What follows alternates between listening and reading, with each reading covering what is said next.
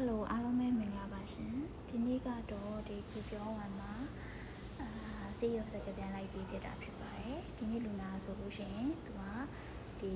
အဆိုင်ပိုးဝင်လာတဲ့သူပေါ့နော်အဆိုင်ပိုးဝင်တဲ့အဆိုင်ပါတယ်အဲ့လိုမျိုးပေါ့နောက်ပြီးတော့ gastric ယောဂပေါ့နော်ဒီယောဂအတွက်ကိုလာပြီးတော့ follow up ပြန်ပြတာဖြစ်ပါတယ်ဒီပိုးရှိမရှိကိုလည်းထပ်ပြီးတော့အဆိုင်မှန်ပြောင်းကြည့်ပြီးတော့သူကြီးကုန်းစားလုပ်နေရပါတယ်အဲဆိုတော့အခုကတော့စစ်ဆေးနေတဲ့ကာလပေါ့နော်ဆိုတော့ကျွန်မပြန်ရောက်တာနဲ့စကားပြန်အလုပ်လေးစတိုက်လိုက်ပြီးနေပါတယ်အဲဆိုတော့ဒီနေ့ကတော့29ရက်နေ့ပေါ့နော်29ရက်နေ့စနေနေ့ပါရှင်စနေနေ့ဆိုတော့စီယုံစီခဲနေရတနားကြီးဆိုရင်ပိတ်တယ်ပေါ့နော်အဲဆိုတော့မနက်ပိုင်းစောစောလေးလာပြရင်တော့အဆင်ပြေပါတယ်ဒီနေ့နေ့ဆိုရင်တော့စီယုံတော်တော်များပိတ်တာများပါရဲ့ရှင်နောက်ပြီးတော့ကျွန်မ25ရက်နေ့ကတော့လည်းဒီရောက်တာနေပေါ့နော်ဘာသာပြန်လိုက်ပြရတယ်ဒီဘန်ကောက်ကနေပြီးတော့24ရက်နေ့ကပြန်ရောက်တယ်ကိုရီးယားကို25ရက်နေ့ကနေ25ရက်နေ့မှာစပြီးတော့စကားပြန်လုပ်ပြီးရပေါ့နော်ဖုန်းနဲ့စကားပြန်ကူညီပေးရလဲရှိတယ်လို့လူကိုယ်တိုင်လိုက်ပြီးတော့ကူညီပေးရလဲရှိပါရဲ့ရှင်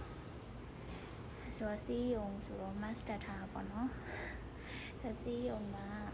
ဒီနေ့ကတော့တနားရီပိတ်မဲ့စီယုံဖြစ်ပါတယ်ခုပြောပါမှာစီယုံမှာခုလူနာကတော့ဒီဟောပေါ့နော်အဆိုင်မှန်မြောင်းကြည့်နေရဖြစ်ပါတယ်ဝင်းနေရှိကြမှာစစ်တော့ဇမကဒီနေ့စကားပြန်လိုက်ပြီးပါပြီတနားရီဆိုရင်စီကနေပိတ်မှာဖြစ်ပါတယ်အားလုံးပဲကျေးဇူးများတင်ပါတယ်ရှင်ဘိုင်ဘိုင်အားလုံးကြမ်းနိုင်ကြကြပါနော်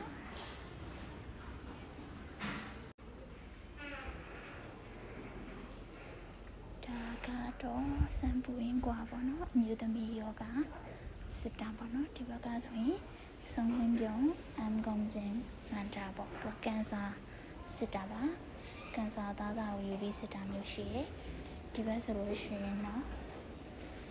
ဒီ recession ဌာနနဲ့ဟိုဘက်ကဝယ်ကွာပေါ့နော်ဝယ်ကွာကြတော့ဒီအပြင်ပိုင်းဆိုင်ရာယောဂတွေကိုလာဖြစ်ပြီးတော့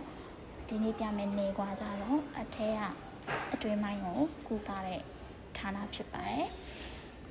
ဆိုတော့ဒီဘက်မှာဆိုလို့ရှိရင်ဒါတော့ရှစ်ထက်ရှိရပေါ့နော်ဒီဘက်မှာဆိုလို့ရှိရင်တော့ဒီသွေးစစ်တဲ့ဌာနရှိရပေါ့နော်စင်တန်းကုန်းစာစင်တန်းကုန်းစာလုပ်လို့ရတယ်ဒီမှာဆိုရင်တော့သွေးစစ်တဲ့ဌာနပါဒီဘက်မှာဆို thyroid စစ်တာပေါ့နော် thyroid နဲ့ရှူပန်းစန်တာပါကြတော့တဲ့ဒီဟိုပါပေါ့နော်စစ်တာဖြစ်ပါတယ်sorry ရှူပန်းကုန်းစာကိုစစ်တာဖြစ်ပါရှင်တအိမ်ရဲ့ဒီရင်သားကိုစစ်တဲ့ဌာနတွေလည်းရှိပါတယ်အခုကတော့နေရှိကောင်းစံထားပါတော့နေရှိကောင်းကတော့သူကဒီအဆိုင်နဲ့ဥမာယူစစ်တဲ့ဌာနပေါ့နော်ဆိုင်မှန်မြောင်းကြည့်ရတဲ့ဌာနဖြစ်ပါတယ်ဆိုတော့ဒီညစီကိုမှလည်းလူရှင်းသွားပြီပေါ့နော်စနေနေ့ဆိုတော့တနားရီဆိုရင်ပိတ်မှာဆိုတော့ခုတနားရီ7ခွဲဖြစ်နေပါပြီရှင်โอเคအားလုံးပဲ bye bye